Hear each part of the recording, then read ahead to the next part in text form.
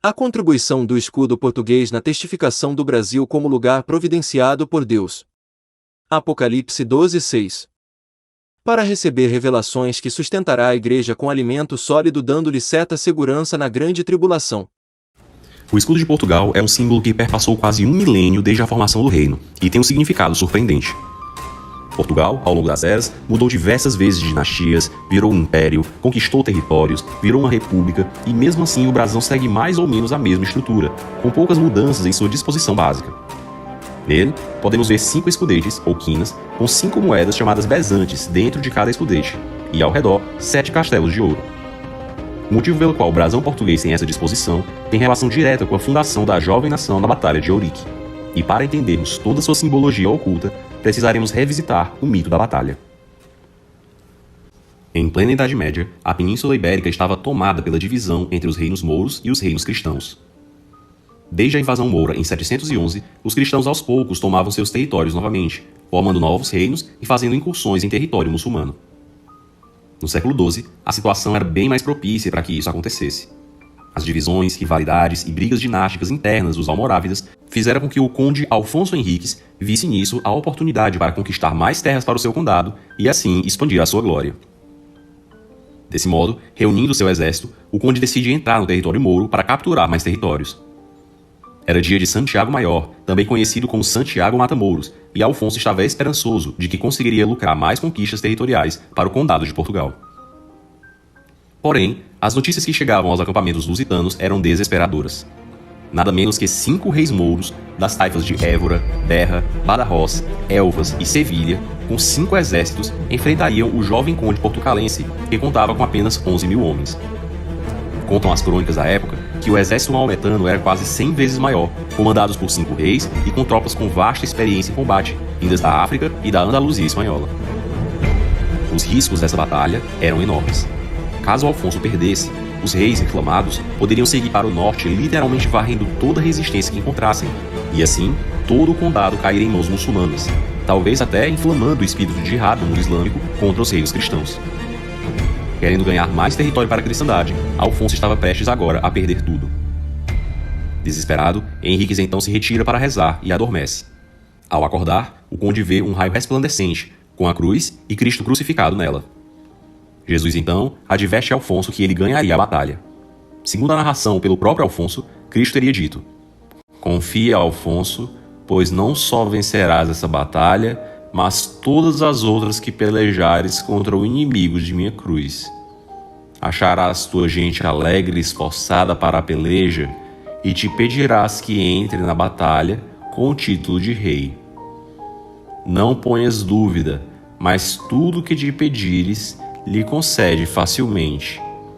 Eu sou o fundador e destruidor dos reinos e impérios, e quero em ti e teus descendentes fundar para mim um império, por cujo meio seja meu nome publicado entre as nações mais estranhas.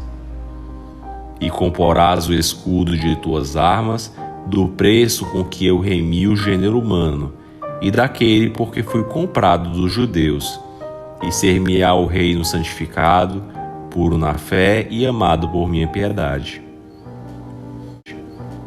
Após Afonso pedir por seus sucessores portugueses, Cristo assim disse: "Não se apartará deles nem de ti nunca minha misericórdia, porque por sua via tenho aparelhadas grandes searas, e a eles escolhidos por meus segadores em terras muito remotas."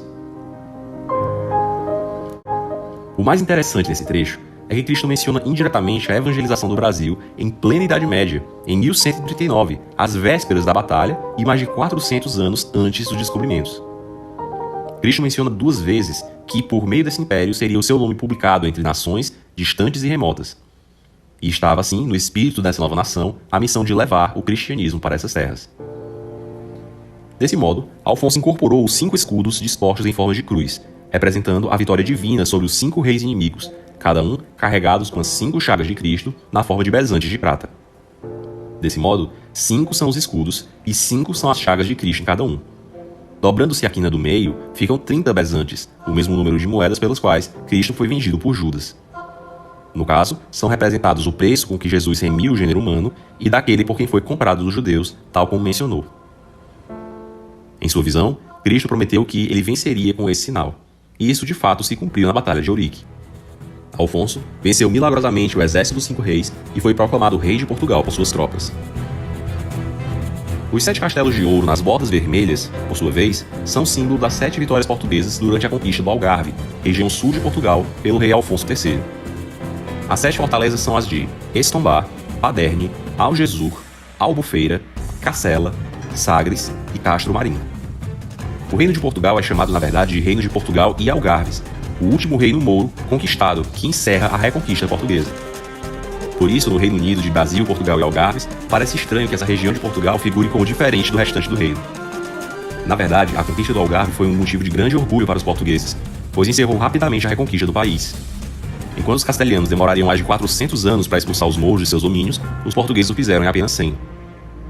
A rapidez e a avidez dos portugueses contra os mouros os fizeram adotar o reino nominal de Algarve como uma lembrança de sua conquista por suas tropas. E até hoje, é possível visitar no Algarve as ruínas das poderosas e formidáveis fortalezas mouras conquistadas e eternizadas no escudo lusitano. Portugal ter conseguido sua independência foi de vital importância para a expansão da cristandade pelo mundo. Se não tivesse feito, provavelmente não haveria necessidade de se jogarem ao mar tantos marinheiros em busca de terras. O reino poderia fazer como tantos outros, como a França, a Borgonha, Flandres, Inglaterra ou o Sacro Império, e ficar fazendo infindáveis guerras uns com os outros por um punhado de vilas e territórios fronteiriços. Inclusive, ao mesmo tempo em que a Guerra dos 100 Anos entre França e Inglaterra, 2 reinos cristãos, se desenrolava, Portugal invadia e conquistava a cidade muçulmana de Ceuta, no Marrocos, e iniciava assim a expansão portuguesa para o além-mar. E tudo isso pouco mais de 30 anos após derrotar o reino de Castela de forma impressionante em Aljubarrota. Na conquista dessa fortaleza moura estava a nata da nobreza portuguesa, o rei, o condestável Santo Nuno, os infantes herdeiros e príncipes participando da batalha e conquistando o Forte Mouro para a cristandade, o que gerou um enorme espanto e admiração na Europa. A independência de Portugal e a vizinhança com a robusta Castela obrigou o reino a olhar na direção do mar e a buscar sua expansão para além do oceano. Justamente como Cristo mencionou em Eurique e em conformidade com o legado cruzado templário portucalense. Afinal, por 2 vezes Cristo mencionou que o povo português seria o meio pelo qual seu nome seria publicado entre as nações mais estranhas. E o mais interessante disso tudo é que os portugueses foram os primeiros europeus não só a se lançarem aos mares em busca de novas terras, como também de chegar à parte sul do globo terrestre pela primeira vez, visualizando nos céus um sinal peculiar. A formação estelar do Cruzeiro do Sul muito guarda semelhança com o mesmo escudo que apareceu a Dom Afonso Henriques em Eurique. Para os portugueses do século XV, chegar na porção sul do globo e ver repentinamente no firmamento estampado o sinal de Eurique era a certeza da proteção de Cristo e da missão da lusitanidade no além-mar, mesmo distantes de casa. O mesmo bom Jesus que deu o sinal em Eurique protegeria os navegantes nas nações mais estranhas, sempre que os portugueses plantassem essa mesma cruz em terras muito remotas. Como foi o descobrimento do Brasil? O rei de Portugal, chamado Dom Emanuel.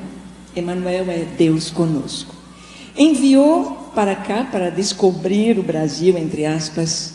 Na verdade, ele mandou 13, mas vieram 12 caravelas, comandadas por um homem chamado Pedro. Emanuel manda Pedro com 12. Chegam ao Brasil.